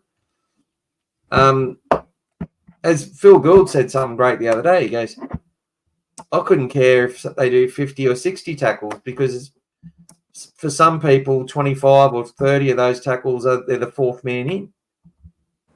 Doesn't mean shit. Yeah. I'm more likely to be watching the player who runs beside, supporting the player running the footy all day, who doesn't actually get the ball. Yeah. Players like Bailey Haywood, Jamin Salmon, Jake Turpin last night, Josh Curran even, constantly running support plays, constantly, all game. I think we're third in the comp or second in the comp for the amount of support plays we run. And we have to do that because it takes Peel's defender. It stops teams constantly putting four players into the tackle and slowing us down. But these fans just don't get it, mate. And I'm not sure they ever will. I'm not sure if preaching to them or telling them to open their eyes is going to work either. But, you know, I just hope we don't have a situation where a young kid goes out there and does something really tragic to themselves because of the backlash and irresponsibility on social media that we get. I might have been wrong. Was it Carraz who fended off into Salmon? Was it Salmon that ran the ball up? That was Salmon's try, wasn't it? Salmon got the try, but Carraz fended off the Roosters player. And then he offloaded it to Salmon? To Skelton. Or Skelton or Salmon? I'm a bit hazy on that. No, he offloads to Skelton. Skelton runs up the right, draws in the player and passes to Salmon. Yeah, that was it. Yeah, because I was a bit hazy on it because I knew they were both involved, and I was thinking, man, have I got my wires crossed here because I don't want to talk out of school, you know? Yeah, but you're right, bro. Like, people forget this is entertainment. We love the club. We love, mate. Look, man, we're both hard workers. We're on the work, mate, Monday to Friday, working our asses off, looking forward to the game on the weekend, mate, you know. And then, unfortunately, when sometimes the boys can't deliver, people just get all nuts, mate. They're human beings. These people are human beings. They're going out there. They're getting paid well for it, mind you. That is correct. They're professionals. They're getting paid well. But at the end of the day, mate, they're human beings and they're out there for our entertainment. 100%. You know? You've got to separate the emotion from a loss to taking that next step to going and just absolutely shitting on a bloke online on his personal Instagram account because you thought he played shit. Well, guess what, mate? There's a reason he's there and there's a reason you're not there. You know? It's just not uncalled. It's just uncalled for, man. You know? Wouldn't it be better? Wouldn't it be better for that same amount of fans to go onto whoever's page they went onto last night and absolutely destroyed him to saying, hey, mate, hold your head up. We're behind you, mate. Next week, better and stronger. Bulldogs for life. What would that player take from that? Yeah. You know? 100%, man. It just really upsets me, man, when people feel like they have the need to go on there and just absolutely destroy a bloke who's been absolutely gold for us all year, instead of going on there and saying, hey, mate, it was a bad night in the office, but guess what? Next week, Bulldogs for life, we're coming back bigger and stronger. Keep your head up. How easy is it, you know? Yeah, and this is why I have a watch on the media and that as well, including the social media content creators. There needs to be more responsibility in the way they do things. They need to, when you're sitting there and focusing on a game of rugby league, don't just make it all about one player. Make it about what the team's done. Sure, mention a few players in the side, but to make it all about Latrell, all about one player, all you're doing is setting that person up for his failure. Yes. Because we're a country where we go for the battler. You know, what in Queensland winning Origin is so important because they're the battlers, apparently. Apparently, yeah. You can't hear me? No, apparently, yeah. They're the battlers, mate. That's the narrative. They're always the underdogs. When they feel a side that it's an amazing side, they're the underdogs, apparently, somehow. And that's it. I don't understand it. And they've had players do some horrible things. There's just so much hypocrisy in what some players and some teams can get away with as opposed to others. And not that I really care what they do, but it just seems to be so much drama made about so many people and not others. It's even like at Canterbury, everyone, even some of our own fans, focusing on Reed Marnie being a grub, which we were talking about in the last episode. And then the whole media are all over that. But in the same game, we're playing a player that has done the exact same thing to every other team in Jackson Hastings, who did it to us the year before when they flogged us. They made a big deal about that, you know what I mean? Like it's just so easy to jump on board with that sort of thing. It's just so easy. Yeah. There needs to be greater responsibility, I believe, in how the media go about it. I do believe clubs as well can do a lot more in owning the social media space. I really think, I've said this quite a few times, but I'll say it again. When the Bulldogs brought out they've got the Back to Belmore with Josh Reynolds, which I enjoy. I really loved the one with Bill Woods last year. The kennel episodes were a fantastic initiative. And they try to do a lot more with their videos each week and stuff, and they're trying to reach the youngsters, and I can see what they're trying to do, and it's improved a lot, but it's got a long way to go. And I think they could own the entire space. Yeah, they could be sitting there having a whole dedication to the berries, for example, and just having everything available to members, and even they could probably charge a premium for it, and we'd pay if it gave us access to players as well at different times. You know what I mean? Like they could sit there and make what I'm doing here and what other people are doing obsolete. The reason that I'm here is to give a voice to my voice, to make sure that when amongst all the hatred which is created amongst social media, we actually have a voice against it. You know what I mean? There's so much cultivation of hate on social media, and it does my head in. does my head in. And the media are responsible for it. You've only got to look at how the media have conducted themselves with Latrell over the past month. Not being picked in Origin in game 1, and all of them agreeing that he shouldn't be picked because of what's his name, Madge's current I want to pick on form, But then for New South Wales to lose in game 1 and then come out and say Latrell needs to be picked in game 2. And it was funny that a Queenslander and Brent Reed was the one who was championing Latrell to be picked in game 1. But now the New South Wales journos are all over Latrell to be picked. And then, like you said earlier, they will go into camp and the first question they've got for him is he mended fences with Spencer Lenui? Well, excuse my language, what the fuck? Yeah. You know what I mean? What's going on? Yeah. So, look, fans need to be better. Social media creators need to be better.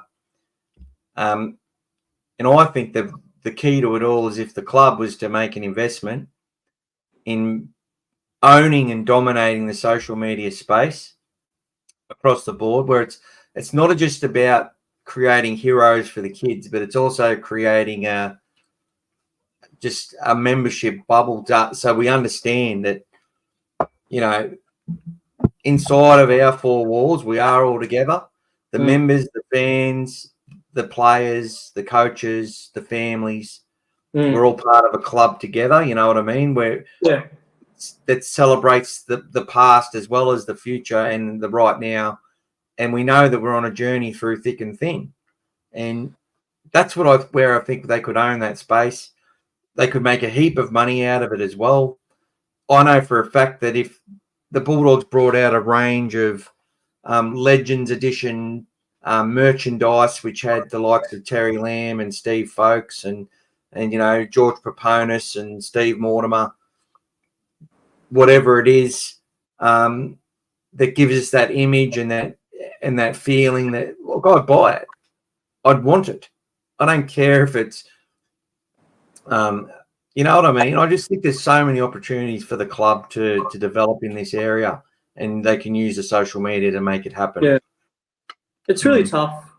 It's really tough, I think, man, because I roll it around in my brain, right? And I feel like, is rugby league is the NRL specifically one of the only sports in the world where players and clubs, not players, but the club, the playing group, the whole structure of the club is so accessible to the public, right? Well, to its fan base, because you've just got to go to Belmore and see. You could go eat your lunch at Belmore on Monday Arvo, and you might run into a few people. You'll probably run into Gus even. So, yeah. And Gus is pretty high up on the totem pole when it comes to the club, right? So let's parlay that off into an organization overseas, like maybe the NBA or the NFL. You're not getting a sniff of that. No, right? You're not getting a sniff of that. So. You got to pay players $1 million to make an appearance. So you could walk the streets of Belmore tomorrow running to Gus, and you're not getting that in many sports. So I feel like with rugby league now, how quaint it is, because it's more of a quaint game, where I feel like it's a throwback to the past where they're so entrenched in Belmore that anyone can go there and see anybody at any given time, just walking down the street. I feel like with that sort of privilege comes great responsibility from the fan side of things when it comes to the club. Just like you've got access to them out there on the street in Belmore, you might run into them. You've got access to them on social media, and I do believe the players read their social media, man. They do. It might not look like they do, but they do. And then it becomes great responsibility, man, with the fans on how they treat these guys, because at the end of the day, man, this is the club that you follow. This is your club, And I don't think you should. I think it's real bad form that you go on there and just talk about and just spew vile shit at them, because at the end of the day, look, man, we're all passionate. A loss is a ruined weekend. A loss is a ruined weekend for us. Just because of how much we love the club and how passionate we are about the game. But never, ever in a million years should you find yourself going on social media and spewing some ridiculous shit at the players that go out there and break their back for you week in and week out. You know what I mean? 100%. For your club. Dee's made a good point, and I actually want to elaborate on this tiny bit. The downside of having the most passionate fan base is we will always have fans that say some stupid shit. But personally, I wouldn't change any of the Bulldogs fans, as they all family to me. Look, I agree. When we win, nobody gives a shit. 100%. And if I'm there at Belmore, 1998 when we made the grand final, Canterbury Leagues Club after we beat Parramatta, there were people there that, I just loved everybody. And it would be the same thing right now. It would not matter who you were, what differences we had on social media or what you said. It would all be forgiven and forgotten. And look, at a game of rugby league, if the players sit there and haven't put on a good performance and the fans are paid their money to be at the game and they're not happy with it, I don't necessarily agree with booing your team, but telling them to pull the finger out of their ass, there's nothing wrong with that. All of our mothers have said it. Yes. It's when you get on the social media where everyone's so connected and so invested, and words don't have the same, when things are written in text messages, you don't get all of the story. Someone might not even think they're being harsh or critical, but it can be taken that way. You don't have the tone. The tone is more a perception of the reader than the person writing it, and it's just it can be so dangerous, and it can just replay in people's heads with the amount of stuff that's going on. We need to protect people, and we're all going to make mistakes in this area because we all do. You can't be perfect, but we can at least consider it, be more thoughtful and considered in what we say. And I'm going to make these mistakes. My ego gets the best of me a lot of the time, but it doesn't mean I can't try and be better at it. And that's the same, and that's what I think fans need to do, and I think media has a big play in that. Instead of being whores for the dollar and for the clicks, and that's some of the social media people too, of your algorithms and bullshit. Don't be a click whore. Actually, fucking talk about stuff with people and have a good chat about it, and embrace other people's opinions. Yeah, I agree. I agree wholeheartedly, man. I just draw the line.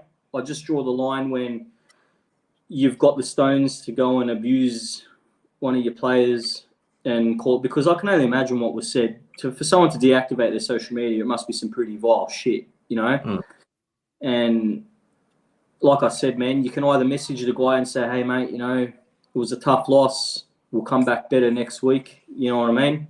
Hard day at the office. Chin up, you know what I mean? Yeah. Or you can either absolutely blast him and swear and carry on like an idiot and make him deactivate, because like I said, man, to have access to the players, it's a privilege, man. It is. It is. Like to them to have their social medias open, to be able to speak to people and things like that, it is a privilege, and people need to remember, man, with privilege, there's a fine line, man. With privilege comes responsibility, and that can be taken away if people don't use those channels to the players in a certain way. We're not saying you can't criticize them. Please, people, whoever's listening right now, don't think that I'm saying you can't criticize them. You can, man. We're criticizing the loss right now, sitting here. We've talked about the loss, but there's a way of doing it where it's coming from a constructive point of view, and they're going to get criticised on Monday when they do the video review. They're going to get criticised by the coach, and it's going to be the same things we're probably saying here, and they're probably going to go into way more depth with it on Monday. But what I'm saying is people need to not go on social media and just swear at people and you're this, you're that, you're shit, you're a dog, you're this. And, man, the things that I saw, man, it was disgusting, bro. I wouldn't, these are the things you say to someone that you really hate. Yeah. Well, I had a mate who I've invested a lot of time with, and I had to block him because I couldn't stand his comments. He gets so personal about some of the players, and he's like, he's talking about Hutchison all the time, and it's like he hates him with a vendetta. Like you don't know the bloke. Every message, and it's not the only one. There's a few of them. There's other ones in regards to Serraldo. This man's a father. He's got a mother. He's got a wife and kids, Yep. They deserve some respect. Look, I've had the privilege of... They make out that they're trying to destroy our club and trying to make us lose. You know, the fella was saying that Hutchison was always going to play and try and help his team, try and help his real team win, the Roosters. Come on, man. He didn't even get a chance. He didn't even get a chance last night. Idiotic. Look, on the topic of Ciro, like I had the privilege of meeting Ciro last year. You know, when they came and they did a meet and greet, you know, Ciro was there, Arthur Laundy was there. There was a few people there, you know. And I had a good chat to Ciro, you know, just talking about things. And, mate, he's a no-nonsense. He seems like a real no-nonsense bloke, but really, really approachable, really, really down-to-earth man, you know. And I enjoyed the time chatting with him, you know. And then that was when we were doing a bit better throughout the season. We just we beat Melbourne in Melbourne. Yeah. Right? And then it fell off a cliff after that, and then people started sharpening their daggers for Ciro saying we got the wrong Penrith assistant, such and such, this and that. But well, look at the Penrith assistant yesterday. Exactly, man. You know, people have got to really remember, man, that they put themselves out there to give people access to them, and you've got to treat that access with respect. And, mate, you could go up to any of the players and say, hey, mate, you know, you could have a conversation of footy with them and talk to them and say, yeah, this game with the knock-ons and that. I wouldn't do it personally because that's not what I'm there to do, mate. And personally, I don't really like to go up to the players and actually even talk about football because probably the last thing they want to talk about. I'd rather just talk to them and say, hey, mate, how you going? Yeah, mate, it was you guys are going good this year. You know what I mean? Like talk on more of a personal level. You know, I'd rather talk to Gus and Ciro about the football side of things because I feel like they're the ones who might want to talk more about the footy aspect of things.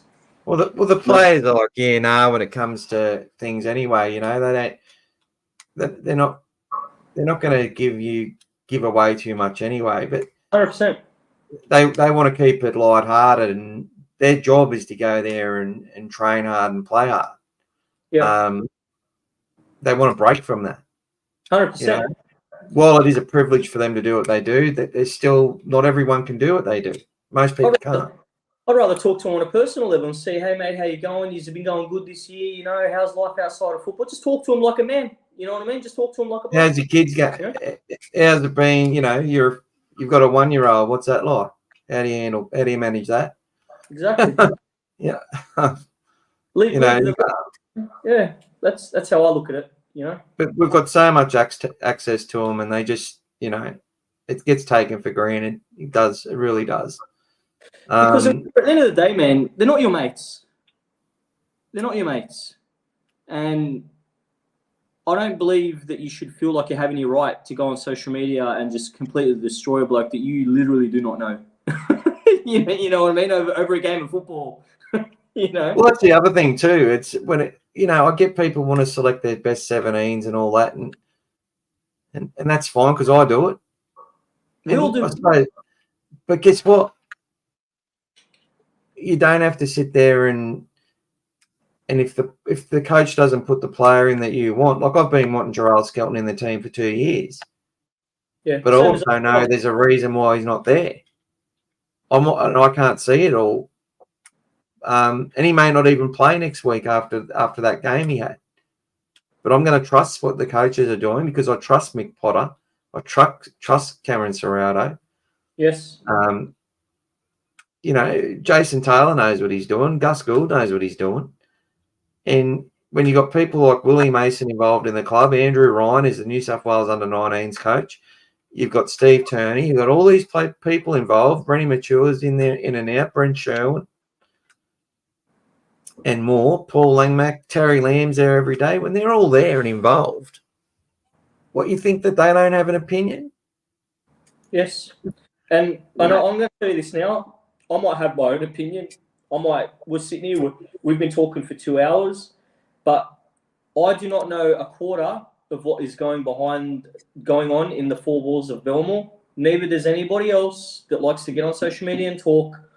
So when it comes down to the actual picking of the side and comes down to the actual functioning of the club, my opinion is null and void. I might have an opinion, but it might not. It might be out of the realms of reality because I'm not in possession of all of the facts of what happens in that club day in, day out of the operations of the club.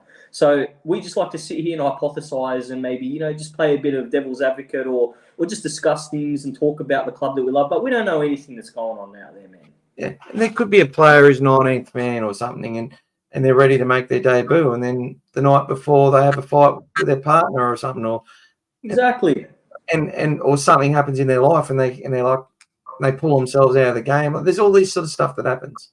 Exactly, life happens, and people go, "Oh, the coach is a fucking idiot because this player's not playing." Do people understand just how hard coaching is? I don't think people understand. Yes, No. Serraldo has assistants under him who report back to him with what's going on, with specific training that's going on with specific key players and things like that. But Serraldo is man managing at the top of the totem pole. And there's a squad of the top 30 there, right, who have different personalities, different wants, different needs, different issues outside of football. And Ciro's job is to manage that side and to bring that team together cohesively and sort of mitigate anything that might be happening outside of the game that might impact the club and the player, right? People don't understand. This is a 24/7 job. Yeah. I don't know how Gus and Ciro sleep, to be honest with you. Oh, that's me. Gus doesn't sleep. 3 or 4 hours a day max. This is a big job. It's a massive undertaking, and people talk about Ciro and his coaching and his decision making like it's just off the cuff, like they know better, mate. Mate, you do not know better, and you're not in possession of all the facts of what's going on around the club at the moment, what they've seen at training, what's going on at training, what's going on with the players. You're not in possession of it. There are blokes out there. I know a bloke who is pretty switched on and knows what he's looking at when he sees it. He's coached, you know. But there are few and far between when it comes to people that actually know what they're looking at when it comes to what's happening on the field and why positions, why people are being switched out of this position and what's happening this week to what's happening. I mean, I don't claim to be one of them. You know what I mean? I'm not a coach, and I'll just tell you that right now. I'm not a coach at all. But I try to sort of, when I look at things like this, I look at it from a sort of a point of view where I'm trying to be balanced in my thoughts. Yeah. And be what's the word, bro? Be balanced and just be objective. You know? The score update here. Are they? They're destroying the ratings? 16-0 after 16 minutes. That keeps us at 6 if they win, boys. Well, the Maggies led 12-0 against the Bulldogs New South Wales Cup team. So we needed the Rabbits and the Tigers to win for us to stay at 6. We did to stay in 6. It's such a cutthroat top 8 at the moment. It's so cutthroat. You know what's funny, Mick? You know what's funny, bro? Like I've been finding myself rooting for a lot of teams this year, and it's the teams that when we're not playing, when our game's over, I've never been a bigger South supporter than I've been in the last couple of weeks, mate, because hinging on what they do is keeping us where we are. I know. Shout out so to good, Dane. Shout out to Dane. Look, Lakeside said a few things. He said his neighbour, Ogre, is there as well. So Mark O'Mealy's his neighbour. Mate, love me some Ogre. Yeah. Love me some Ogre. Well, Lakeside, he's got to come on the podcast. I'd love to have Mark O'Mealy on. Oh, you know when you mention Ogre's I want name, some Denker rub on my head. Mate, you know what pops into my head when you mention Ogre? The way he absolutely flattened Bryce Gibbs. Yeah. He looked at him and said, "I'm coming for you." And he looked at him and he just ran right over him, and the poor bloke went stiff. That was a great game of rugby league. That just the intensity. He's a scary bloke, that Ogre. I'm telling you now, when he took the field, mate, you look at him and he looked like a bloke. You didn't want to stand in front of that bloke. You're a big man if you chose to stand in front of him, let me tell you. Well, Luke Thompson ran into him at training and broke his ankle at the start. Up the Ogre. Lakeside said, great call on the behind-the-scenes stuff. Look at this 2 guys that didn't want to train hard last year. There was more than 2. Fans don't understand the club won't make the right decisions every time, but they'll make a way more informed opinion than any fan outside our 4 walls. 100%. I agree with that statement wholeheartedly. Hopefully we'll beat the Sharks and the Warriors. All right, guys, I'm going to wrap this up. nearly gone 2 hours. Thanks for the chat, Jimmy. I think we've got our points across. The media have a big responsibility in what they do, and I don't think they're getting worse and worse rather than getting better, and that needs to change. I think the 0 to 0 on Latrell and back again needs to stop.